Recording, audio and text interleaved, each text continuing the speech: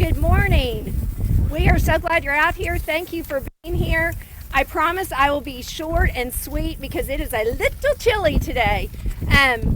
But the reason we're on this campus, the campus of Oklahoma Christian University, is because this is where I got to cast my very first vote for Ronald Reagan. And I cast it right over there in that building. And so this university has a huge legacy with the Douglas family. One of my sons is a freshman here now and continuing that legacy. So I first want to introduce to you these great men that are standing behind me. This is my husband Brent, husband of 25 years. This is my son Patrick, who is a freshman here on the campus. And this is my son Philip, who's a sophomore at Edmond North High School. And it is so appropriate that they are standing right here with me as I announce that I am running for the 5th District Congressional seat. I am so excited to represent Oklahoma at a national level.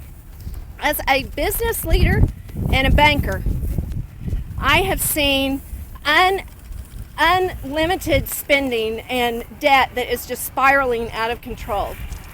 If I had run my dad's company the way that the federal government is running itself right now, I would have been out of business. If I had run my bank the way that we are seeing the country run, my bank would have been shut down by the same federal government that's spending all the money. As a mom of 2 great men, I'm also very concerned about the downward slide of family traditional values. And I want there to be a voice in Washington that continues to talk about these traditional values. As a mayor, I saw unprecedented federal mandates coming onto cities that were causing them huge harm and keeping them from employing folks, keeping cities from being able to grow and create jobs. As a corporation commissioner, I've seen unprecedented attacks on the oil and gas industry. I've seen unprecedented attacks on the utility industry, and it's slowing down job growth, it's slowing down business, and it's actually shutting off entire communities from what they need to be able to grow and succeed. And it's delving so deep into families' pocketbooks that it truly is harming the American family. So why am I running? I'm running because I want to take this business experience that I have as a gal who helped her dad run the family business, and as a banker, I want to take that business sense to Washington. I'm so excited to have the opportunity to go to Washington and bring that kind of experience with me. As a mom, I want to go and exemplify family values and the values that we have here in Oklahoma. As a former mayor and banker, I want to continue to push back against federal intervention in how the state runs itself and how the state runs government and how the state governs itself. Oklahoma's doing pretty good. We can govern ourselves, and I think that we're a shining star. We are a shining star in this nation. It is so exciting. It is so exciting to be an Oklahoman right now, because Oklahoma can lead the way. And the reason we can lead the way is we have a government, as a state elected official, I know that we have a government that's trying to get out of the way of job creation. We're trying to get out of the way of businesses and families and let them do what they need to do. We are trying to get out of the way and let them create jobs and let them let businesses grow and let families believe what they believe and have those traditional family values. The American dream's not dead, because I am just a living example of it.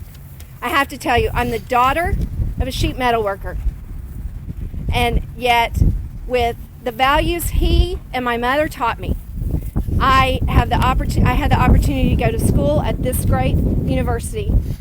I learned the value of working hard to earn what I got, and I've carried those family values, those hard working values with me, and I'll take them with me to Washington. So I'm excited, I'm thrilled with this opportunity, and I just want to say thank you for being here, especially in the cold, and say a prayer for me and my family as we go on this journey. That's all. Commissioner, Any questions? talk with Congressman Langford at all? Consult with him before you made the decision? I absolutely did. And I absolutely did. I think James has been a stellar example of the 5th District, of leadership in the 5th District. And I think the Congresswoman before him, who's now our governor, was also an excellent leader. So I've actually sought advice from them. I have talked to them about what it entails and what the schedule is. And James and I have actually prayed together about it. Some of the right wing, the Tea Party group, Senate Conservatives Fund, criticized Langford yesterday, said they didn't plan to support him. Do you have any fear that you might be kind of flanked from the right in a primary, a GOP primary? You know, I'm not worried about it. I'm going to run my race. How much money do you think you'll need to raise? A lot. A lot. These aren't cheap.